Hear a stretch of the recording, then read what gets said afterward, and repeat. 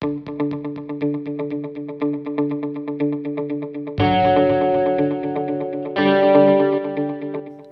doing the school run with my grandchildren, I tell them often, when I was a lad, we walked or cycled to school every day.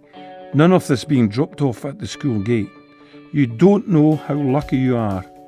But when I stop to really think about it, is this being lucky? Statistics show that 1 in 4 cars on the road during the morning peak are doing the school run. This has a large number of negative effects, such as congestion and air pollution. As a parent or carer, do we really think this is what we want for our children? Let's hear what some of our junior road safety officers have to say about the issues. I feel angry, because I don't think they know that they're not supposed to be there. It makes me feel bad for the people that are breathing in the things that are coming out of the cars. Makes me feel a bit annoyed because they know what they're doing, but they just don't really listen to the signs, and that means that nobody can really cross the road, and they have to cross at maybe more dangerous parts. This doesn't only affect our children. Have you ever thought about the other road users? Of the children. So whether it's dropping them off or picking them up, we have to try and get that bus as close to the curb as we can.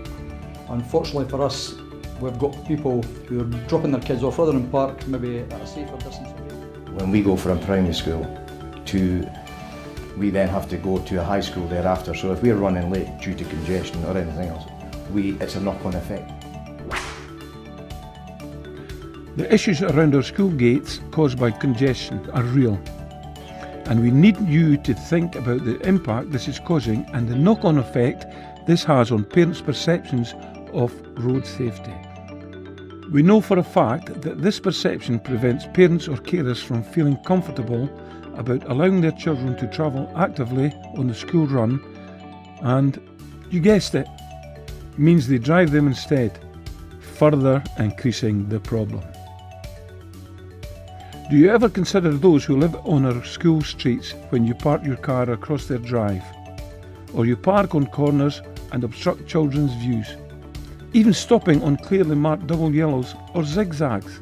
Our school travel surveys tell us that pupils want to be more active. They want to be able to chat with their friends, but most of all, they want to feel safe. They want to have the freedom of the childhood that we keep telling them we had.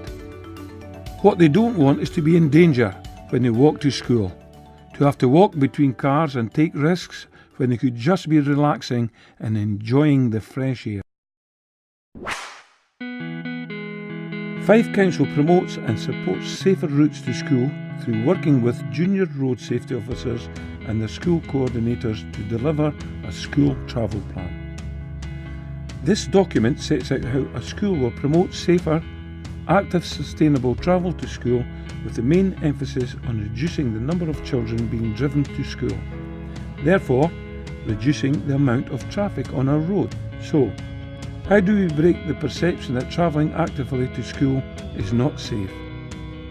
We need to encourage our parents and carers to leave the car at home, support pupils and schools to develop initiatives to be more active, including walking buses. This is a group of children walking to school with one or more adults. Sounds simple? It is. Ask your school to run one. Park and stride site. We are aware there can be a range of reasons that not all children can actively travel to school, which means they may be driven. But if this is you, why not park in a nearby car park so that you can then walk your children the rest of the way to school? Bikeability. On average, 2,000 pupils undertake cycle training each year. And did you know that schools can apply for funding to provide secure cycle parking? Wow!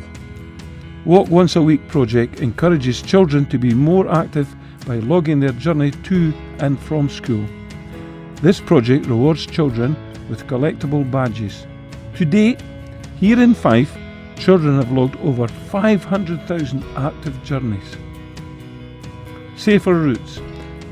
Through the school travel plan, we identify the routes children use and look at ways in which we can improve these by upgraded footpath links and crossing facilities. all making walking and cycling a more attractive option.